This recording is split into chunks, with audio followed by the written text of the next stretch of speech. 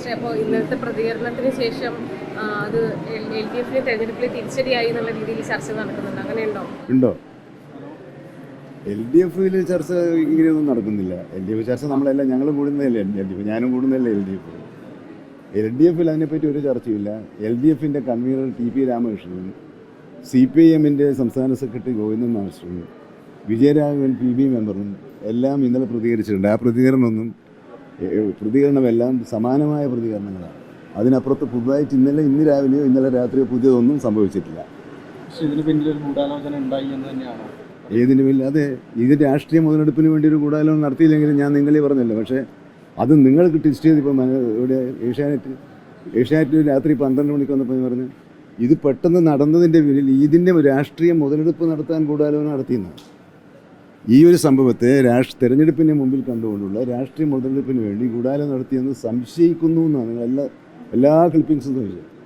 ഞാൻ രാവിലെ പത്രക്കാരെ ഇന്നലെ കണ്ടപ്പോൾ പറഞ്ഞു ഞാൻ ആരോപണം ഉന്നയിക്കുകയല്ല എന്ന് തന്നെ പറഞ്ഞിട്ടുണ്ട്. അത് പറഞ്ഞതിന് ശേഷം ഇതായിപ്പം ഗൂഢാലോചന എന്നെ ഒറ്റപ്പെടുത്തി ആക്രമിക്കാനുള്ള ഒരു ശ്രമത്തിൽ മാധ്യമങ്ങൾ ദയവായി പങ്കെടുത്തിട്ടുണ്ട്.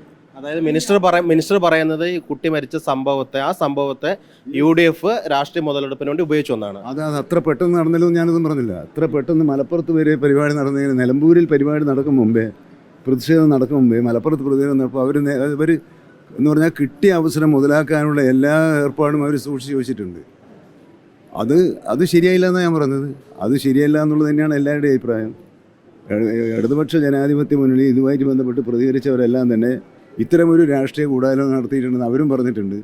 അല്ലാതെ കുട്ടി മരിച്ചതിൽ ഈ കുട്ടി അതിപ്പോൾ ഞാൻ പറഞ്ഞല്ലോ, എന്തിനാണ് പറഞ്ഞത്, മനഃപൂർവ്വമല്ലാത്ത കൊലപാതകത്തിന് കേസ് എടുത്തിട്ടുണ്ടെന്നല്ലേ ഞാൻ പറഞ്ഞത്. അപ്പോൾ പിന്നെ എങ്ങനെ അതിലെങ്ങനെ ഒരു ഗൂഢാലോചന? മിനിസ്റ്റർ ഇന്നലെ പറഞ്ഞത് ഈ അപകടത്തിൽ സംശയം ഉണ്ടോ എന്ന് ചോദിച്ചപ്പോൾ ഇല്ല സംശയമുണ്ട്, അത് ബോധപൂർവമായി അല്ല നിങ്ങളെ ക്ലിപ്പിംഗ് എടുത്ത് ഇന്നലെ രാത്രി അവസരം വിനിയോഗിക്കാൻ ഉപയോഗിച്ചു.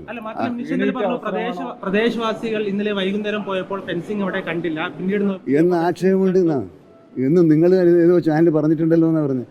ഇന്ന് ചാനലിൽ കണ്ടിട്ടാണ് നിങ്ങൾ ഏതോ ഒരു ചാനലിൽ പ്രദേശവാസികൾ ഇത് നേരത്തെ അവിടെ ഫെൻസിങ് ഉണ്ടായിരുന്നില്ല എന്ന് പറഞ്ഞിട്ടുണ്ടല്ലോ, നിങ്ങൾ കൊടുത്തല്ലോ. അത് ഞാൻ റിപ്പീറ്റ് ചെയ്തതല്ലേ. അതിനങ്ങനെ ഞാൻ ഈ മരണത്തിൽ ഗൂഢാലോചനയുണ്ട് എന്ന് ഞാൻ പറഞ്ഞിട്ടില്ല. അല്ലല്ല നിങ്ങൾ രാത്രി 12 മണിക്ക് എടുത്ത് ക്ലിപ്പ് ഇല്ല. അപ്പോൾ നിങ്ങൾ തെറ്റിദ്ധരിച്ചതാണ്. അത് ടെസ്റ്റ് ഇത്തരമൊരു മരണം രാഷ്ട്രീയ ആവശ്യത്തിന് വേണ്ടി ഉപയോഗിച്ചല്ലോ. അല്ലെങ്കിൽ എങ്ങനെ ഇത് സർക്കാർ സ്പോൺസേഡ് മർഡറാണെന്ന് പറയുന്നതിൻ്റെ പിന്നിൽ എന്താണ്?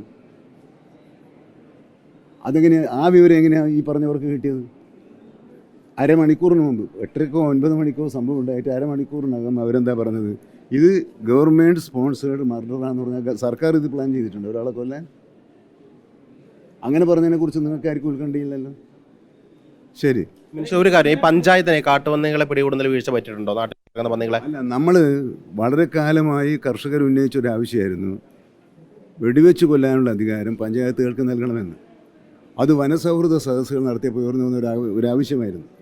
ആ ആവശ്യത്തിനനുസരിച്ച് നിലവിലുള്ള അധികാരം ഉപയോഗിച്ച് ചീഫ് വൈൽഡ് ലൈഫ് വാർഡന് ഉള്ള അധികാരം മജിസ്ട്രേറ്റുമാരായി കണക്കാക്കിക്കൊണ്ട് എക്സിക്യൂട്ടീവ് മജിസ്ട്രേറ്റുകാരന്മാരായി നമ്മുടെ പഞ്ചായത്ത് പ്രസിഡന്റിനെയും പഞ്ചായത്ത് സെക്രട്ടറിയെയും കണക്കാക്കി ആ അധികാരം അവർക്ക് കൊടുത്തുകൊണ്ട് വെടിവെക്കാൻ അധികാരം കൊടുത്തു.